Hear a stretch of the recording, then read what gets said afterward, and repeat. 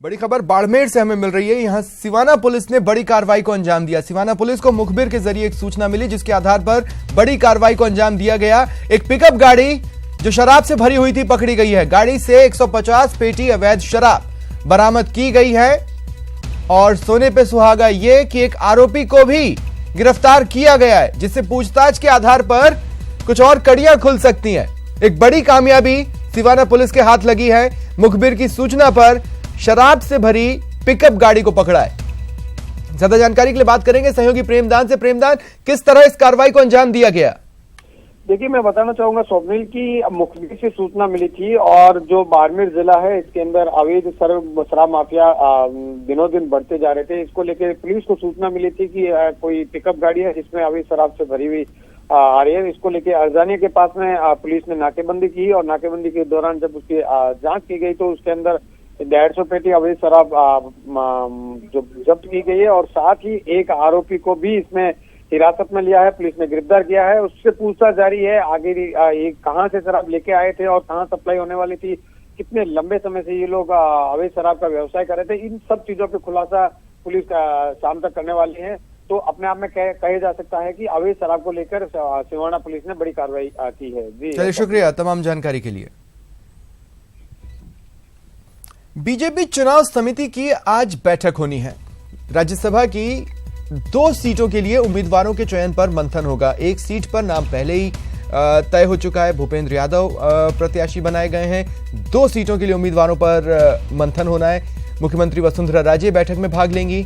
कल देर शाम हुई बैठक में प्रत्याशियों के नाम तय नहीं हो पाए थे। 2 प्रत्याशियों के नाम बीजेपी आलाकमान को भेजे जाएंगे। दिल्ली से ही दोनों प्रत्याशियों के नामों की घोषणा हो सकती है, इसकी चर्चा है। विभिन्न समाजों के दमदार नेताओं को प्रत्याशी बनाने की चर्चा चल रही है।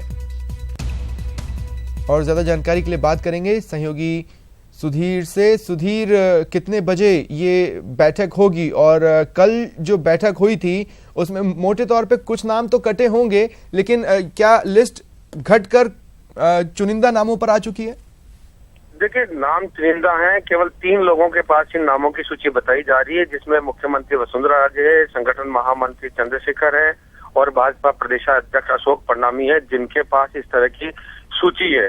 अब देखने वाली बात यह है कि आज फिर से इस संबंध में बैठक होने जा रही है और ये बैठक भी कुछ इस तरह की है कि 9 सदस्यीय चुनाव समिति में से कुछ सदस्यों को बुलाया जा सकता है प्रमुख रूप से, और एक बार ये बैठक फिर होगी। और जहां तक जानकारी मिली है, देर रात तक या देर शाम तक आज इन नामों की घोषणा दिल्ली से हो जाएगी। तो इस लिहाज से बड़ा महत्वपूर्ण हो जाता है, क्योंकि 12 तारीख के नामांकन की आखिरी तारीख है और कल भाजपा विधायक दल की बैठक बुलाई गई है, जिसमें विधायकों को एक बार जो भी प्रत्याशी होंगे उनसे मिलवाया भी जाएगा। तो माना यह जा रहा है कि आज शाम तक ये नामों की सूची जारी हो जाएगी कि राजस्थान से कौन से 2 नाम नए हैं। एक चर्चा और बीच में आई थी कि राजस्थान के कोटे से केवल एक का ही नाम जाएगा, एक नाम वापस दिल्ली से होगा।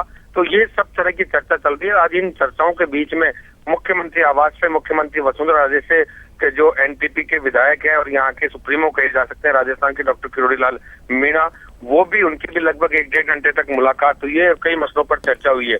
तो माना यह जा रहा है कि मेघालय में भी जिस तरह से एनपीपी भाजपा के सहयोगी तौर पर रही, तो अघोषित रूप से यहाँ भी वो गठबंधन हो सकता है और राज्यसभा में किरोड़ी लाल मीणा या उनके परिवार से किसी को भेजा जा सकता है। इससे एक तीर से 2 निशाने बीजेपी साधने की कोशिश करी है, जिसके अंदर किरोड़ी लाल मीणा खुद बीजेपी में रहे हैं पहले, और दूसरा जो एसटी का जो वोट बैंक है, जो 2018 और 2019 के चुनाव में बीजेपी साथ सकती है, उसको भी यहाँ संतुष्ट कर सकती है, क्योंकि किरोड़ी लाल मीणा एसटी के बड़े नेता माने जाते हैं। उनके परिवार को या उनको टिकट देती है तो एक बहुत बड़ा कदम होगा।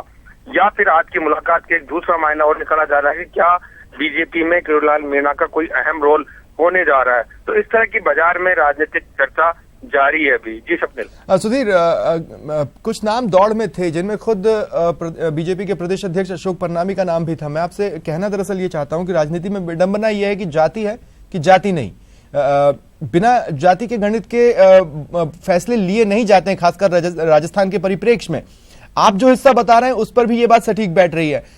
उपचुनावों के जो नतीजे रहे थे जिन पर मंथन किया गया, मोटे तौर पे माना यह जा रहा था कि जो राजपूत समाज की नाराजगी थी उसके चलते बीजेपी की हार का बड़ा कारण रहा है। मेरा सवाल आपसे यह है कि क्या जाति को अहमियत दी जा रही है? कम से कम एक फैसले में तो ये नजर आ रहा है, दूसरे नाम पर भी यही होगा।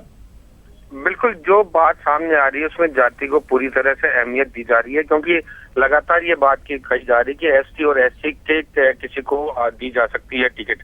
तो निश्चित रूप से राजनीति में ये देखा गया है कि जाति ही जीत का आधार बनती है चुनाव में। और ये हालांकि ये चुनाव उस तरह के चुनाव नहीं है जिसमें सीधी तौर पे मतदाता जुटता हो। यहाँ पर्याप्त बहुमत बीजेपी के पास है, तीनों सीटें निकालने के लिए जितने वोट चाहिए वो उनके पास प्रथम वरीयता के हैं। लेकिन जो दूसरे चुनाव है, जो आम चुनाव है जिसमें जनता वोट करती है, उनका निशाना जरूर साध सकती है, क्योंकि कई निशाने होते हैं। जी शुक्रिया सुधीर तमाम जानकारी के लिए। बढ़ते हैं आगे। बैंकों को लेकर वित्त मंत्रालय का बड़ा फैसला सामने आया है। 50 करोड़ से अधिक कर्ज वालों को अब पासपोर्ट नंबर उपलब्ध कराना होगा। 50 करोड़ से अधिक के नए कर्ज पर पासपोर्ट का ब्यौरा देना होगा। 45 दिनों के भीतर बैंक के पास पासपोर्ट का ब्यौरा जमा कराना होगा।